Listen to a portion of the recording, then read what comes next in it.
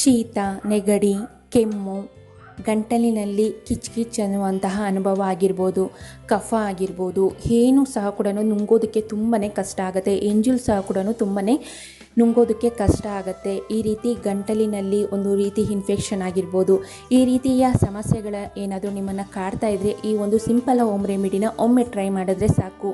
ಕೇವಲ 5 ನಿಮಿಷಗಳಲ್ಲಿ ನಿಮ್ಮ ಶೀತದ ಸಮಸ್ಯೆ ಅನ್ನೋದು ಪರಿಹಾರ ಆಗುತ್ತೆ. ಹಾಯ್ ನಮಸ್ತೆ, ನಾನು ನಿಮ್ಮ Saroja. Welcome to Saroja's lifestyle tips. ನೋಡಿ, ನಾನು ಇಲ್ಲಿ ಒಂದು 4 ಲವಂಗನ ತೆಗೆದುಕೊಂಡಿದ್ದೀನಿ. 4 ಲವಂಗ ಆದರೆ ಸಾಕಾಗುತ್ತೆ. ಅದರ ಮೇಲೆ ಹೂ ಅನ್ನೋದು ಇರಬೇಕಾಗತ್ತೆ. ಹೂ ಇಲ್ಲದೆ ಇರುವಂತಹ ಲವಂಗನ ತೆಗೆದುಕೊಳ್ಳೋದಕ್ಕೆ ಹೋಗಬೇಡಿ.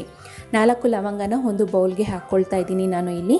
ನಂತರ ನಮಗೆ ಬೇಕಾಗಿರೋದು ಒಂದು 8 ರಿಂದ 10 ಮೆಣಸಿನಕಾಳು ಆದರೆ ಸಾಕಾಗುತ್ತೆ. ಅದಕ್ಕಿಂತ ಹೆಚ್ಚಾಗಿ ತೆಗೆದುಕೊಳ್ಳೋದಕ್ಕೆ ಹೋಗಬೇಡಿ. ಈ ಒಂದು 2 ಮಿಶ್ರಣನ ಯಾವ ರೀತಿ ಒಂದು ಸಿಂಪಲ್ ಆಗಿರುವಂತಹ ನಿಮ್ಮ ಶೀತದ ಸಮಸ್ಯೆಗೆ ಯಾವ ರೀತಿ ಒಂದು ಹೋಮ್ ರೆಮಿಡಿ ಮಾಡೋದು ಅಂತ ನಾನು ಈ ದಿನ ನಿಮಗೆ ತಿಳಿಸ್ಕೊಡ್ತೀನಿ. ನೀವೇನಾದರೂ ನನ್ನ ಚಾನಲ್ನ ಇದೇ ಮೊದಲನೇ ಬಾರಿ ನೋಡ್ತಾ ಇದ್ದರೆ ದಯವಿಟ್ಟು ಕೆಳಗಡೆ ಕಾಣುವಂತಹ ರೆಡ್ ಕಲರ್ ಸಬ್ಸ್ಕ್ರೈಬ್ ಬಟನ್ನ ಕ್ಲಿಕ್ ಮಾಡಿ, ಹಾಗೆ ಪಕ್ಕದಲ್ಲಿರುವಂತಹ ಬೆಲ್ ಐಕನ್ನ ಪ್ರೆಸ್ ಮಾಡಿ ಹಾಲಂತ ಕೊಡಿ. ಆಗ ನಾನು ಹಾಕುವಂತಹ ಮುಂದಿನ ಎಲ್ಲ ಟಿಪ್ಸ್ ಆ್ಯಂಡ್ ಇನ್ಫಾರ್ಮೇಟಿವ್ ವೀಡಿಯೋಸ್ನ ನೋಟಿಫಿಕೇಷನ್ಸ್ ನಿಮ್ಮ ಮೊಬೈಲ್ಗೆ ಬರುತ್ತೆ. ನೋಡಿ, ಅದು ಎರಡನ್ನೂ ಸಹ ಕೂಡ ನಾನು ಇಲ್ಲಿ ಒಂದು ಹೆಂಚಿನ ಮೇಲೆ ಕ್ಲೀನಾಗಿ ನಾವು ಅದನ್ನು ಫ್ರೈ ಮಾಡ್ಕೊಳ್ಬೇಕಾಗತ್ತೆ. ಲೋ ಫ್ಲೇಮಲ್ಲಿ ನೀವು ಆದಷ್ಟು ಇದನ್ನು 4 ರಿಂದ 5 ನಿಮಿಷಗಳ ಕಾಲ ಕ್ಲೀನಾಗಿ ಅದನ್ನು ಫ್ರೈ ಮಾಡ್ಕೊಳ್ಬೇಕಾಗತ್ತೆ. ಲವಂಗ ಎಲ್ಲ ಸಹ ಕೂಡ ಕ್ಲೀನಾಗಿ ಹುಬ್ಬೋ ರೀತಿ ಕಾಣಿಸುತ್ತೆ ನಮಗೆ. ಅಲ್ಲಿವರೆಗೂ ಅದನ್ನು ಕ್ಲೀನಾಗಿ ಫ್ರೈ ಮಾಡ್ಕೊಳ್ಬೇಕಾಗತ್ತೆ. ಯಾವುದೇ ಕಾರಣಕ್ಕೂ ಹೈ ಫ್ಲೇಮಲ್ಲಿ ಇದನ್ನು ಫ್ರೈ ಮಾಡ್ಕೊಳ್ಳೋದಕ್ಕೆ ಹೋಗಬೇಡಿ. ಆಗ ಅದು ಸೀದೋಗುವಂಥ ಚಾನ್ಸಸ್ಸು ತುಂಬಾ ಇರುತ್ತೆ. ನೋಡಿ, ಇದನ್ನು ಕ್ಲೀನಾಗಿ 4 ರಿಂದ 5 ನಿಮಿಷಗಳ ಕಾಲ ಒಂದು ಹೆಂಚಿನ ಮೇಲೆ ಕ್ಲೀನಾಗಿ ನಾನು ಅದನ್ನು ಫ್ರೈ ಮಾಡ್ಕೊಳ್ತಾ ಇದ್ದೀನಿ. ನೋಡ್ಬೋದು ನಿಮಗೆ ಈಗ ಯಾವ ರೀತಿ ಅದು ಫ್ರೈ ಆಗ್ತಿದೆ ಅಂತ. ನಾವು ಇಲ್ಲಿ ಬಳಸಿರುವಂತಹ ಲವಂಗ ಅನ್ನೋದು ರಿಚ್ ಇನ್ ಆಕ್ಸಿಡೆಂಟ್ ಮತ್ತು ಇದರಲ್ಲಿ ಆ್ಯಂಟಿ ಇನ್ಫ್ಲಮೇಟರಿ ಮತ್ತು ಆ್ಯಂಟಿಸೆಪ್ಟಿಕ್ ಪ್ರಾಪರ್ಟಿ ಇರುತ್ತೆ. ಹಾಗಾಗಿ ನಮ್ಮ ಕಾಮನ್ ಕೋಲ್ಡ್ ಅನ್ನು ಕಡಿಮೆ ಮಾಡುವಂತಹ ಶಕ್ತಿ ಅನ್ನೋದು ಈ ಒಂದು ಲವಂಗಕ್ಕೆ ತುಂಬಾ ಇರುತ್ತೆ. ನೋಡಿ, ಅದನ್ನು ಕ್ಲೀನಾಗಿ ನಾವು ಫ್ರೈ ಮಾಡ್ಕೊಂಡಿದ್ದ ನಂತರ ನಾವು ಇಲ್ಲಿ ಒಂದು ಕುಟಾಣಿ ಸಹಾಯದಿಂದ ಫೈನ್ ಪೌಡರ್ ಮಾಡ್ಕೊಳ್ಬೇಕಾಗತ್ತೆ. ಇಲ್ಲಿ ನಾವು ಪೆಪ್ಪರ್ನ ಸಹ ಬಳಸಿದ್ದೀವಿ, ಅಂದರೆ ಮೆಣಸಿನ ಕಾಳನ್ನು ಇಲ್ಲಿ ತುಂಬಾ ಉಪಯೋಗಿಸಿದ್ದೀರಿ. ನಾವು ಒಂದು 8 ರಿಂದ 10 ಕಾಳಾಗೋಷ್ಟು. ಇದರಲ್ಲಿ ಆ್ಯಂಟಿ ಬ್ಯಾಕ್ಟೀರಿಯಲ್ ಮತ್ತು ಆ್ಯಂಟಿಬಯೋಟಿಕ್ ಪ್ರಾಪರ್ಟಿ ಸಹ ಕೂಡ ನ್ಯಾಚುರಲ್ ಆಗಿ ಇರುತ್ತೆ. ಹಾಗಾಗಿ ನಮ್ಮಲ್ಲಿ ಕಾಡುವಂತಹ ಇನ್ಫೆಕ್ಷನ್ ಬಹಳ ಬೇಗ ಕಡಿಮೆ ಆಗೋದಕ್ಕೆ ಚಾನ್ಸ್ ಆಗುತ್ತೆ ಅಂತಲೇ ಹೇಳ್ಬೋದು. ನೋಡಿ, ಈಗ ನಾನು ಇಲ್ಲಿ 1 ನಿಮಿಷಗಳ ಕಾಲ ಮಾಡಿಕೊಂಡ್ರೆ ಸಾಕಾಗುತ್ತೆ. ಯಾಕೆ ಅಂದರೆ ನಾವು ಇಲ್ಲಿ ಕ್ಲೀನಾಗಿ ಅದನ್ನು ಫ್ರೈ ಮಾಡ್ಕೊಂಡು ಇರೋ ಕಾರಣಕ್ಕೆ ಇದನ್ನು ಆದಷ್ಟು ಬೇಗ ನಾವು ಪೌಡರ್ನ ಆರಾಮಾಗಿ ಮಾಡ್ಕೊಳ್ಬೋದು. ಇದನ್ನು ಒಂದು ಕುಟಾಣಿ ಸಹಾಯದಿಂದ ಕ್ಲೀನಾಗಿ 1 ನಿಮಿಷಗಳ ಕಾಲ ಪೌಡರ್ ಮಾಡ್ಕೊಂಡಿದ್ದೀನಿ.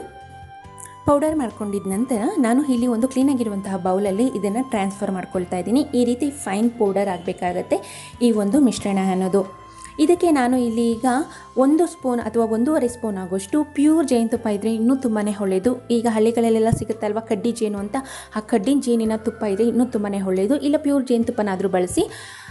ಪ್ಯೂರ್ ಜೇನುತುಪ್ಪ ಇದ್ದರೆ ಇನ್ನೂ ತುಂಬಾ ಒಳ್ಳೆಯದು. ಅದನ್ನು 1 ಸ್ಪೂನು ಅಥವಾ 1.5 ಸ್ಪೂನ್ ಆಗೋಷ್ಟು ನಾನು ಇಲ್ಲಿ ಹಾಕ್ಕೊಳ್ತಾ ಇದ್ದೀನಿ. ಜೇನುತುಪ್ಪದಲ್ಲಿ ಆ್ಯಂಟಿ ಮೈಕ್ರೋಬಿಯಲ್ ಪ್ರಾಪರ್ಟಿ ಹೆಚ್ಚಾಗಿ ಇರುತ್ತೆ. ಇದು ನಮಗಾಗಿರುವಂತಹ ಬ್ಯಾಕ್ಟೀರಿಯಾ ಇನ್ಫೆಕ್ಷನ್ ಮತ್ತು ವೈರಲ್ ಇನ್ಫೆಕ್ಷನನ್ನು ಏನಾದರೂ ಆಗಿದ್ದರೆ ನಮಗೆ ಅದನ್ನು ಕಡಿಮೆ ಮಾಡೋದ್ರಲ್ಲಿ ತುಂಬಾ ಚೆನ್ನಾಗಿ ಕೆಲಸ ಮಾಡುತ್ತೆ ಅಂತಲೇ ಹೇಳ್ಬೋದು. ಇದನ್ನು ನಾನು ಇಲ್ಲಿ ಜೇನುತುಪ್ಪನ 1.5 ಸ್ಪೂನ್ ಆಗೋಷ್ಟು ಹಾಕ್ಕೊಳ್ತಾ ಇದ್ದೀನಿ. ಆದಷ್ಟು ಇದನ್ನು ಕೈಯಲ್ಲೇ ಮಿಕ್ಸ್ ಮಾಡಿ, ಸ್ಪೂನಲ್ಲೆಲ್ಲ ಮಿಕ್ಸ್ ಮಾಡೋದಕ್ಕೆ ಹೋಗಬೇಡಿ. ಯಾಕೆ ಅಂದರೆ ಜೇನುತುಪ್ಪ ಅನ್ನೋದು ತುಂಬಾ ತಿಕ್ಕಾಗಿರುತ್ತೆ. ಆದ ಕಾರಣದಿಂದಾಗಿ ನಾವು ಇಲ್ಲಿ ಕೈಯಲ್ಲಿ ಮಿಕ್ಸ್ ಮಾಡ್ಕೊಳ್ಬೇಕಾಗತ್ತೆ. ನೋಡಿ, ಈಗ ನಾನು ಜೇನುತುಪ್ಪನ ಹಾಕಿ ಕ್ಲೀನಾಗಿ ಕೈಯಲ್ಲೇ ಮಿಕ್ಸ್ ಮಾಡ್ಕೊಳ್ತಾ ಇದ್ದೀನಿ.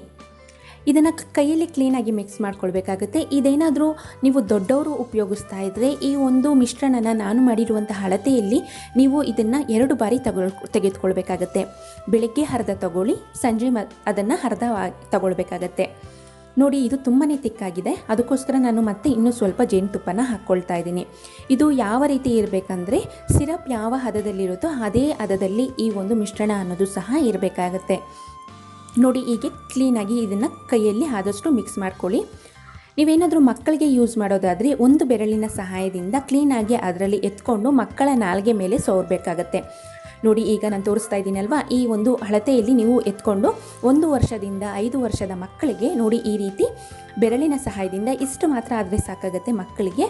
ದೊಡ್ಡವ್ರಿಗಾದರೆ ಆ ಒಂದು ಮಿಶ್ರಣನ ನೀವು 2 ಬಾರಿ ಸೇವನೆ ಮಾಡಬೇಕಾಗತ್ತೆ. 1 ವರ್ಷದಿಂದ 5 ವರ್ಷದ ಮಕ್ಕಳಿಗೆ 1 ಬಾರಿ ನಾಲ್ಗೆ ಮೇಲೆ ಸವರಿ 1 ಬೆರಳಿನ ಸಹಾಯದಿಂದ, 5 ವರ್ಷ ಮೇಲ್ಪಟ್ಟ ಮಕ್ಕಳಿಗೆ 2 ಅಥವಾ 3 ಬಾರಿ ನೀವು ನಾಲ್ಗೆ ಮೇಲೆ ಸವರಿದ್ರೆ ಸಾಕಾಗುತ್ತೆ ಬೆರಳಿನ ಸಹಾಯದಿಂದ.